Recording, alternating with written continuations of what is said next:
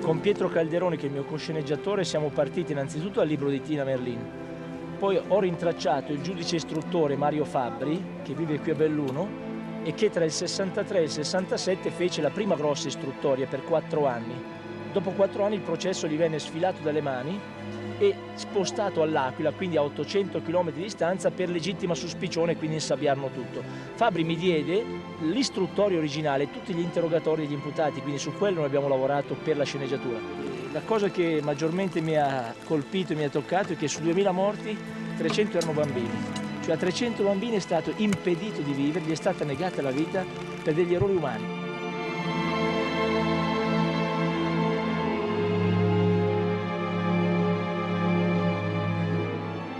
Siamo in questa specie di enorme circo equestre. Su questa spianata abbiamo costruito un binario di 140 metri, largo 8, su cui si muovono 2 grandi sezioni. Una rappresenta la diga in costruzione, quindi a torrioni medievali, e una rappresenta la diga finita, cioè il coronamento. Queste 2 sezioni si muovono elettricamente sul binario e ci consentiranno in post-produzione di raddoppiarla e di creare tutta la diga completa.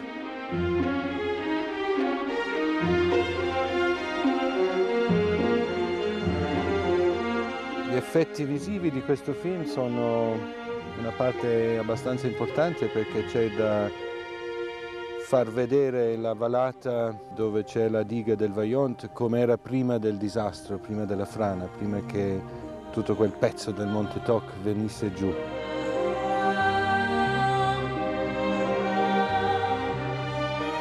La diga che costruiamo non è un corpo rigido, è flessibile. Certo. Si muove insieme alla montagna. Se la montagna oscilla, oscilla anche la diga, e questo è il segreto. E se la montagna oscilla più del previsto? Allora significa che tutto il mondo sta oscillando più del previsto.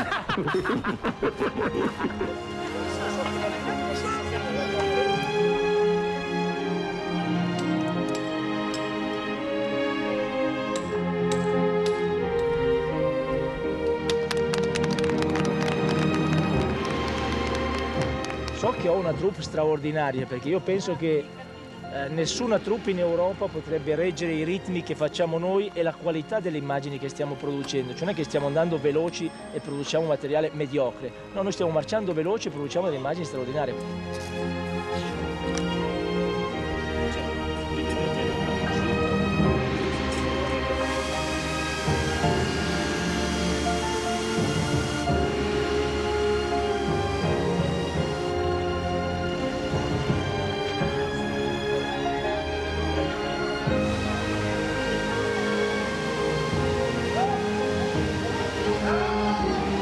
Michel Serrault è una persona amabile, straordinaria, come avete visto è una persona che ama la vita e ama giocare sul set. Questo a noi fa molto piacere. Le mie prime perplessità su Michel erano queste, cioè io sono andato a incontrarlo a Parigi ed era una specie di clown e mi chiedevo con Piso, ma come farà questo a fare Semenza, che è un uomo tormentato, che ha questo dramma, costruisce la diga più grande del mondo e poi scopre che l'ha fatta nel posto sbagliato. Fra qualche anno voi potrete raccontare questa grande avventura ai vostri figli. E potrete avere il vanto di dire loro: io c'ero.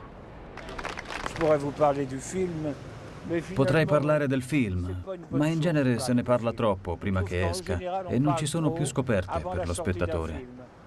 Conosco da qualche mese, da qualche settimana, il regista Renzo Martinelli. È una persona magnifica. Sono rimasto molto sorpreso dal suo modo di realizzare il film, di raccontare questa storia con tanta precisione.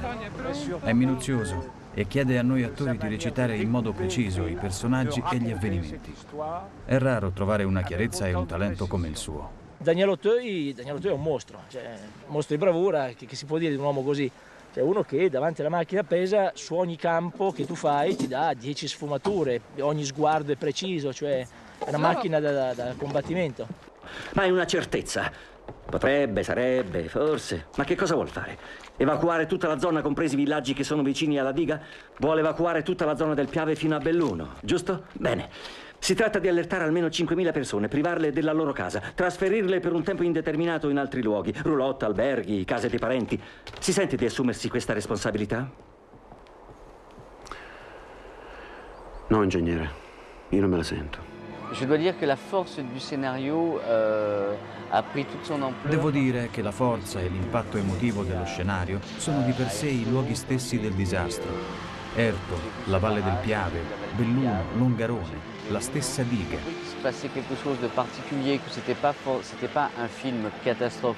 Tutto ciò mi ha fatto pensare che più che un film catastrofico era una testimonianza di un'epoca che ci dice che i progetti dell'uomo sono formidabili, ma gli uomini, attenzione a loro. Que le progrès est une chose formidable, mais qu'il faut faire attention aux hommes, voilà. Leo Gullotta ha voluto fortemente fare questo personaggio che è Mario Pancini, che a differenza della dirigenza SAD era un ingegnere della società molto vicino agli operai. Viveva solo, molto appartato, aveva capito il dramma che si stava compiendo, ma non ebbe la forza morale di opporsi ai padroni. C'è qualche pericolo? Guardi, negli alberghi qui intorno ci sono almeno 60 dirigenti della diga con le loro famiglie. Le pare che se ci fosse pericolo starebbero qui? Mi creda, sarei io stesso ad avvisare lei e tutti gli abitanti della valle. Mi creda, Montaner. Questo è il personaggio. Poi Leo, invece, si è molto divertito con i colleghi francesi, Michel Serrault e Daniel Oteille, un rapporto molto simpatico, molto dolce di persone che si trovano all'interno di una tragedia storica e che si offrono con il proprio lavoro a questa ancora una volta incredibile riflessione sulle tragedie che l'uomo può procurare, così come quella che ha procurato alla diga di Longarone, alla diga del Vaillant.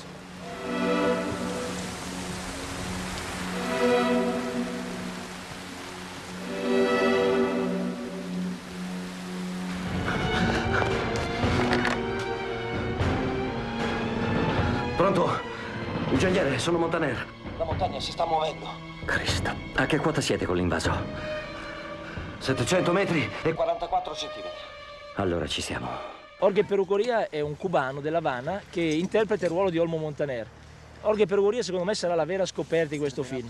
È un attore straordinario, di un'umanità, devo dire, commovente. Mi chiamo Olmo Montaner.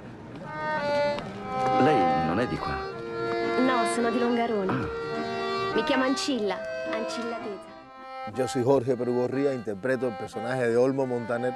Io sono Jorge Perugoria e interpreto Olmo Montaner, che è il personaggio che racconta la storia del film.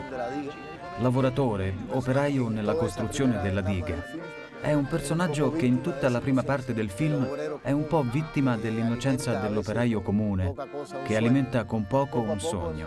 Piano piano comincia, soprattutto per le idee della giornalista Tina Merlin, a mettere in dubbio quello che sta costruendo, quello che sta creando, fino alla fine, quando rimane vittima della propria opera, alla quale ha partecipato.